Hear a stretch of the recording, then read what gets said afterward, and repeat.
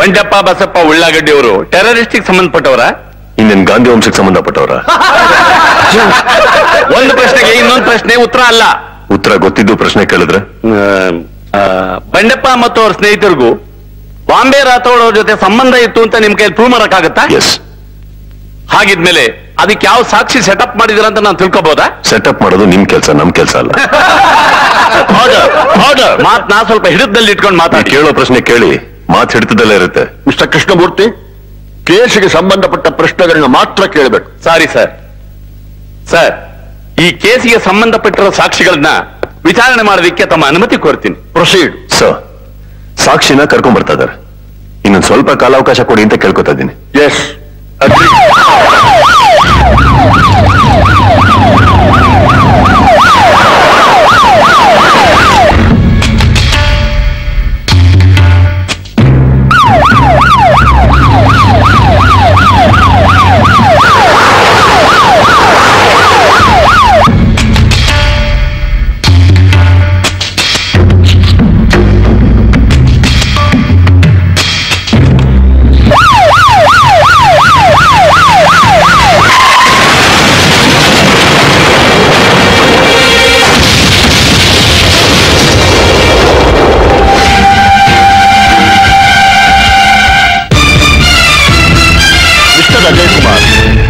ಒಂದು ಸಾಕ್ಷಿನ ಸರಿಯಾಗಿ ಕೋರ್ಟ್ ಕರ್ಕೊಂಡ್ ಬರಕ್ ಆಗ್ಲಿಲ್ಲ ಅಂದ್ರೆ ಏನ್ರಿ ಅರ್ಥ?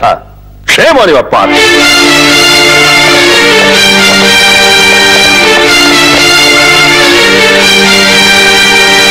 ನೋಡ್ದೆ ಅಜಯ್ ಕುಮಾರ್ ಸರ್ನಾಯಕ್, ನನ್ನ ಮುಟ್ಟಿದ್ದಕ್ಕ ನೀನು ಡಿಪಾರ್ಟ್ಮೆಂಟ್ ಇಂದಲೇ ಸಸ್ಪೆಂಡ್ ಆಗೋದಿ.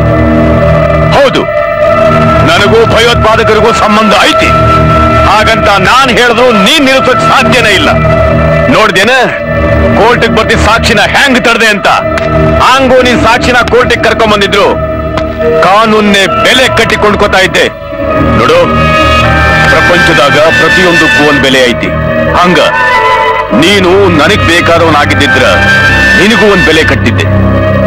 ಏ ಅಜಯ್, ಒಳಗ ನನಗೇನಾದ್ರೂ ಶಿಕ್ಷೆ ಆಗಿದ್ದಿದ್ರ ನನ್ನ ಜನ ಹೊರಗ ಇಡೀ ಕರ್ನಾಟಕಕ್ಕೆ ಬೆಂಕಿ ಹತ್ತಿದ್ರು ಗೊತ್ತೇನ?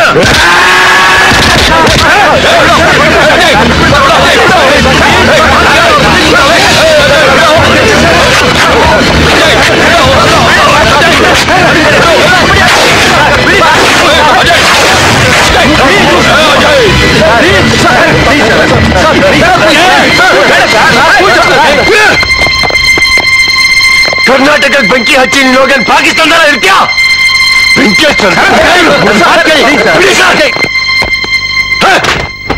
ಇದೇ ನಿಮ್ಮ ಅಪ್ಪನ ಮನೆ ಆಸ್ತಿ ಅನ್ಕೊಂಡ್ಯ? ಪ್ರತಿಯೊಬ್ಬ ಕನ್ನಡಿಗನ ಆಸ್ತಿ ಕೊಡೋ ಆಸ್ತಿ. ಇದ್ರ ಬಗ್ಗೆ ಮಾತಾಡೋದಕ್ಕೂ ಯೋಗ್ಯತೆ ಬೇಕು ಮಗನೇ.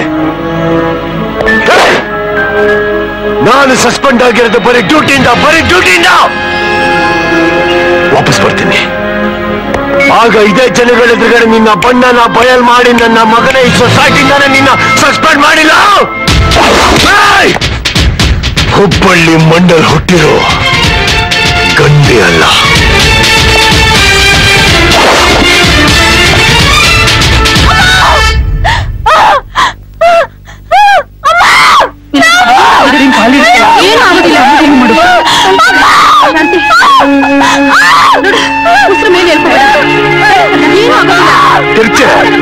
ಕಿರ್ಚು, ನೀನ್ ಸಾಯೋವರೆಗೂ ಕಿರ್ಚು. ನಿನ್ ತಾಯಿ ನಿಮ್ಮ ಅಣ್ಣಂಗೆ ಕೇಳಿಸೋವರೆಗೂ ಕಿರ್ಚು. ಮಗಳನ್ ಮನೆ ಕರ್ಕೊಂಡ್ಬಂದು ಚೊಚ್ಚಲ ಹೆರ್ಗೆನ ಗ್ರ್ಯಾಂಡ್ ಆಗಿ ಮಾಡ್ಬೇಕು ಅಂತ ಇದ್ದೆ ಅಲ್ವಾ? ಅಟ್ಲೀಸ್ಟ್ ಹುಟ್ಟೋ ಮಗು ಮುಖನ ನೋಡ್ದೆ ಇರೋ ಹಾಗೆ ಮಾಡ್ದೆ ಅಂತ ವಿಚಾರ. ಯಾಕೋ ಹಾಗೆ ಮಾತಾಡ್ತೀಯ? ನಿನ್ನ ಕರ್ತವ್ಯನ ನೀನ್ ಮಾಡಿದ್ಯಾ. ಅದಕ್ಕೆ ಶಿಕ್ಷೆ ಅವ್ರಿಗೆ ಕೊಟ್ಬಿಟ್ಟು ನೋವು ನಾನು ಅನುಭವಿಸ್ತಾ ಇದ್ದೀನಿ. ಬೇಜಾರ್ ಮಾಡ್ಕೋಬೇಡ ಕಣೋ. ತಾಯಿ ಮಗುನ ಹೆರ್ಬೇಕು ಅಂದ್ರೆ 10 ತಿಂಗಳು ಕಷ್ಟ ಪಡ್ಲೇಬೇಕು. ಹಾಗೆ ನ್ಯಾಯನ ಕಾಪಾಡ್ಬೇಕು ಅಂದ್ರೆ ಕಷ್ಟ ಕಣ್ಣೀರು ಸಹಿಸ್ಕೊಳ್ಳೇಬೇಕಲ್ವಾ?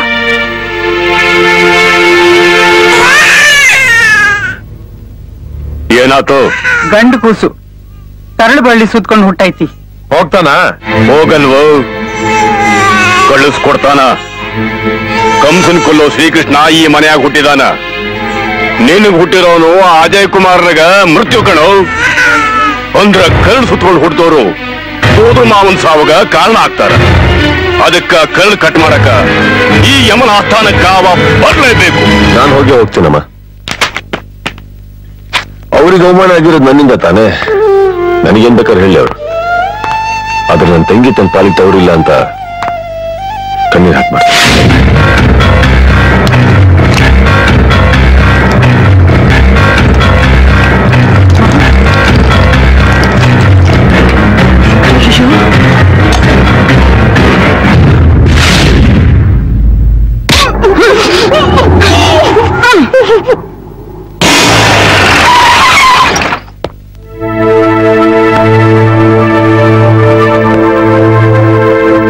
ನಿಂತ್ಕೋ, ಕಾಲ್ ತೊಳ್ಕೊಂಡು ಒಳಗಡೆ ಬಾ.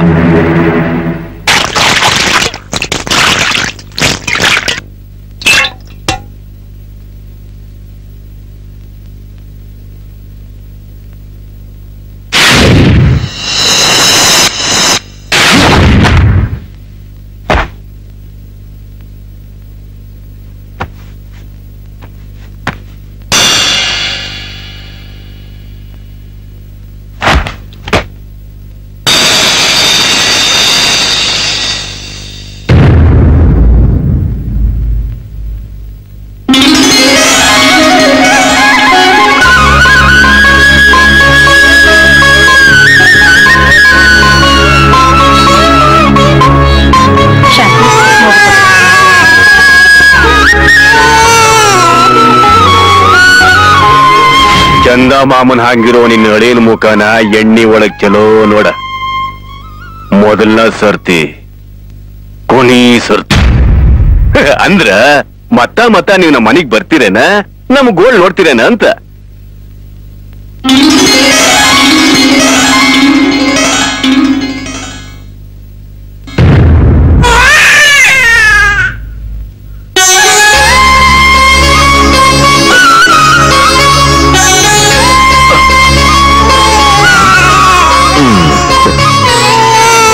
ನಿನ್ ಕಣ್ಣಲ್ಲಿ ಆನಂದ ನೋಡ್ಬೇಕು ಅಂತಾನೆ ನಿಮ್ ಮನೆ ಹೊಸಲ್ ದಾಟಿದ್ ನಾನು.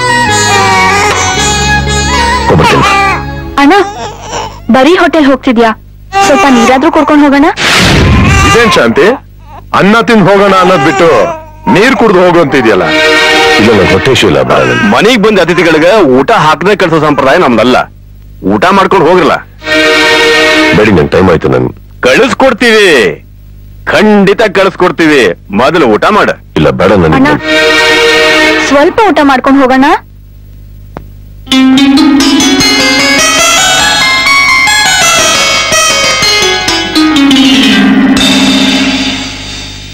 ಅರೆ ಒಂದ್ ನಿಮಿಷ, ಇದೇನದ್ಗೆ ನಿಮ್ ಅಣ್ಣ ಇಷ್ಟ ಅಂತ ನಿಮ್ ಕೈಯಲ್ಲಿ ಸಕ್ಕರೆ ಪೊಂಗಲ್ ಮಾಡಿದರೆ ಹಾಕರ್ಲ. ಹಾಕು.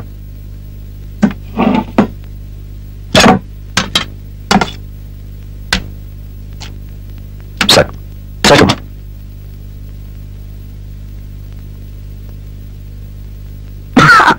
ಅಣ್ಣ,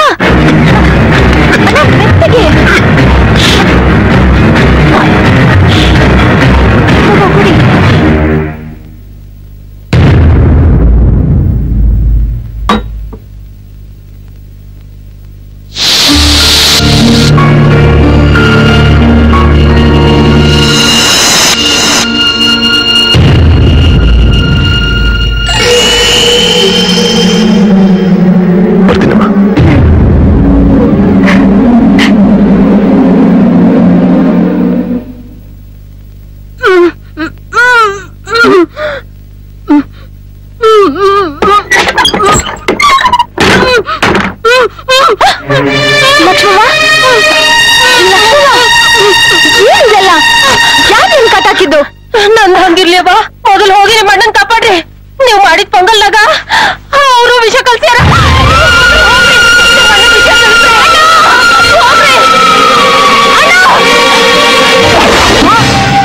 ರಘು, ಅಜಯ್ಗೆ ವಿಷ ಉಣಿಸಿದ್ದು ನಿನ್ನ ಹೆಂಡ್ರಿಗೆ ಗೊತ್ತಾಗೈತಿ. ಆಕಿ ಅಣ್ಣಂಗೆ ಹೇಳಕೊಂಟಾಳ. ಈ ವಿಷಯ ಅವನಿಗೇನಾದ್ರೂ ಗೊತ್ತಾದ್ರ ನಮ್ ಕುಟುಂಬದಾಗ ಒಬ್ಬನು ಬದುಕಕ್ ಬಿಡಂಗಿಲ್ಲ. ನಮ್ಮ ವಂಶನೇ ನಿರ್ವಂಶ ಮಾಡ್ಬಿಡ್ತಾನ.